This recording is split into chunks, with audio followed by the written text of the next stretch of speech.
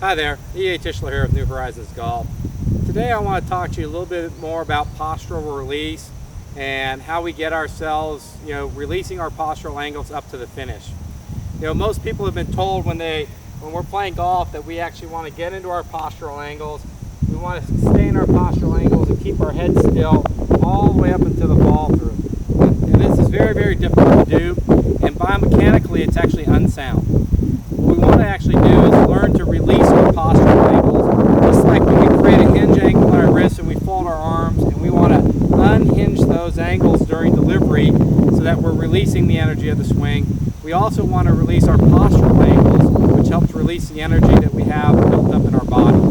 So when we look at the golf swing, the focus is on how do we actually get from the angles, the postural angles we create at address, to a loaded position at the top, storing that energy coming down, utilizing that ground force energy through the ball so that I can actually get all the way up to normalized walking posture. And that's sort of the most simple way to think of it. When you're going to your finish, find the most simple way to get all through, recoil into my finish. I ought to just be able to start walking at my target and do it in a very normal manner without having it feel like I'm in some position where I have to correct my posture before I can walk. So most people, because they've learned golf during a period of time or an era where they heard keep your head down, keep your eyes on the ball, stay in posture, they actually make swings where they stay down much too long and they actually never really get to use their postural release in their golf swing. So I've got a couple of drills that help with this, and if you do these drills regularly on a daily basis, when you're out on the driving range, you're going to find out that you're going to actually release your postural angles a lot more efficiently. Now, it may take some time to do these drills and these exercises, and you'll see it slowly improve in your golf swing, but the more you do these on a regular basis, the better off you're going to be. You'll find out that some other great teachers and players, such as George Newton, have used drills very similar to this. Bob Golby had Jay Haas focus on his finish, getting to a good finish, getting that belt buckle facing the target in the finish. Davis Love Sr. did the same thing. So this is not anything that's really new in the game, but it's something that is very fundamentally sound to the game. In life, if you do not finish the job well, you don't get paid off well. So, finishing the golf swing properly gives you a better payoff with a better golf shot. So one of the first drills I'll have you do is just stand up, put your hands on your hips, go ahead and get your pressure into your lead foot so you feel like you're standing over your lead leg. From here, you are going to try to pivot with your hips and your shoulders feeling very level. As you pivot, I want you to squeeze your knees together, get your rear foot, your trail foot straight up and down so that you feel like you're just sort of balanced on the toe of that foot. And now you're in good posture facing your target. From here, give it a little extra stretch. Just turn a little bit more, 1, 2, 3, so that you feel like you gave a little extra stretch, and you'll work on creating a better range of motion in that left side and getting to the finish. Let's do this down the line facing the target here now. So from here, shift over to my front leg, standing on that front foot.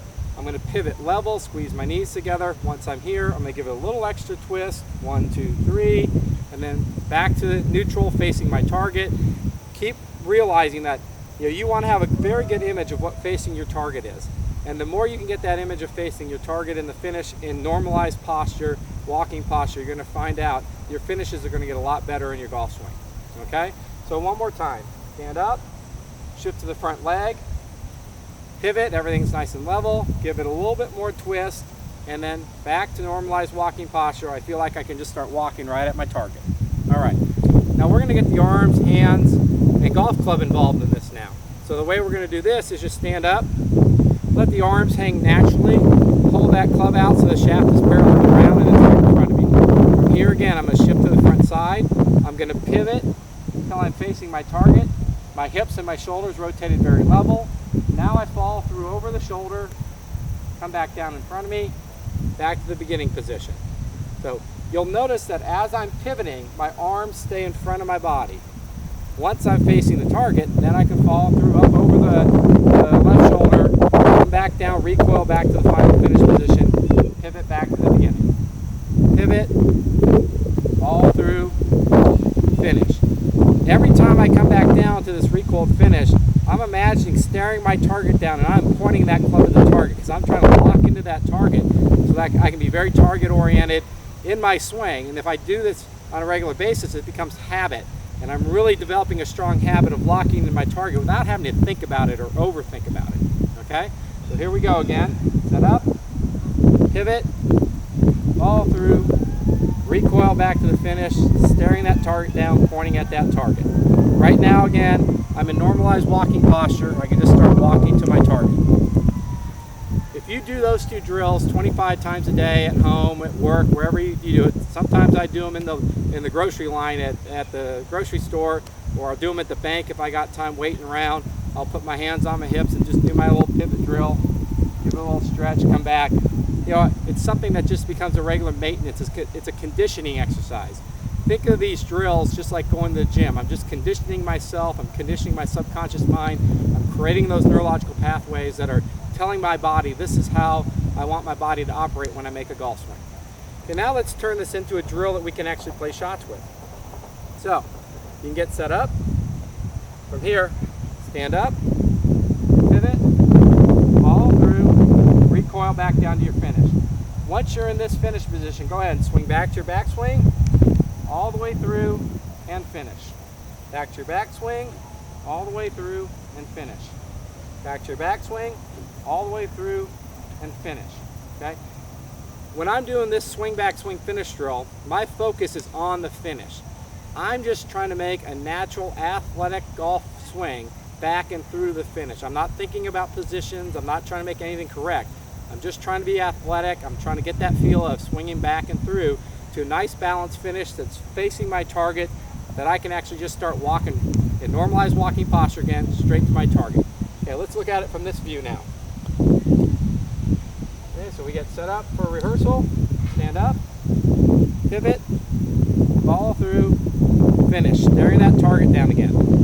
Swing back, swing through, finish. Staring that target down. Swing back, swing through, finish. Staring that target down. Swing back, swing through, finish. Staring that target down. Once I've rehearsed that, I'm actually ready to play a golf shot. So now my goal is I'm going to set up to the golf ball. I'm going to focus on that swing back, swing through, nail that finish. I think of the finish like the dismount in gymnastics. Boom. You got to nail it to get a perfect 10. If you want a perfect 10 rating in your golf swing, you got to nail that finish. Okay, so let's get set up. I've got that feel. I'm imagining that swing back, swing through to the finish feel. Here we go.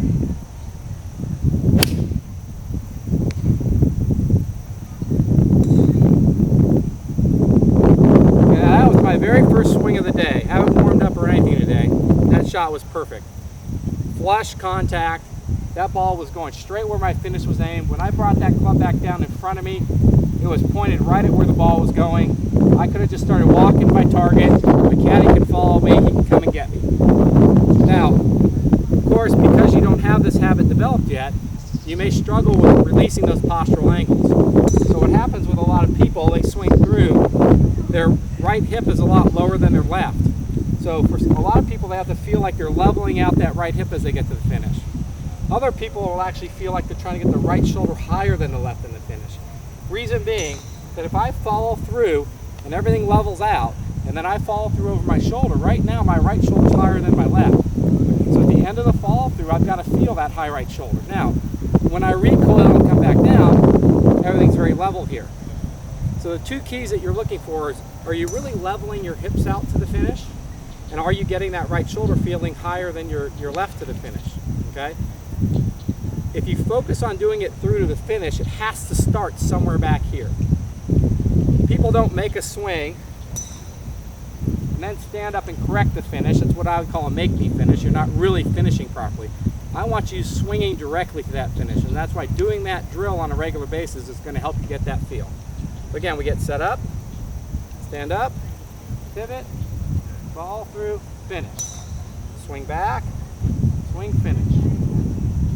Swing back, swing, finish. Swing back, swing, finish. Okay, now my goal is to play this shot, swinging through that finish, nailing that finish.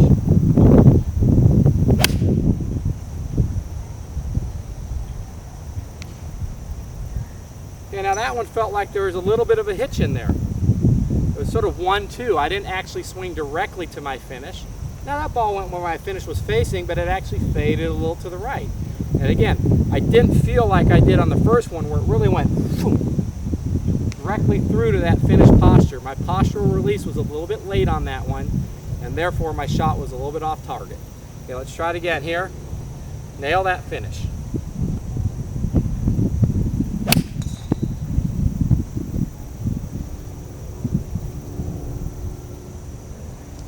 Okay, once again, that ball is going right where my finish was aimed. I could have just started walking at the target. My caddy can come and get me. All right, now, for some people, they feel like actually doing the drill. Again, go up to your finish first. You get the feel. Swing back, swing finish, and actually give it a little walkthrough just to see if you are in normalized walking posture, and that really helps them. So again, we get set up, come up, get the feel where that finish is. Now, swing back, swing finish, and give it a little bit of a walkthrough. Gary Player made a career on walking through, so it worked for him, it can work for you. All right, let's try to get that feel now. See if I can get the sense of a good finish, add a little walkthrough in here.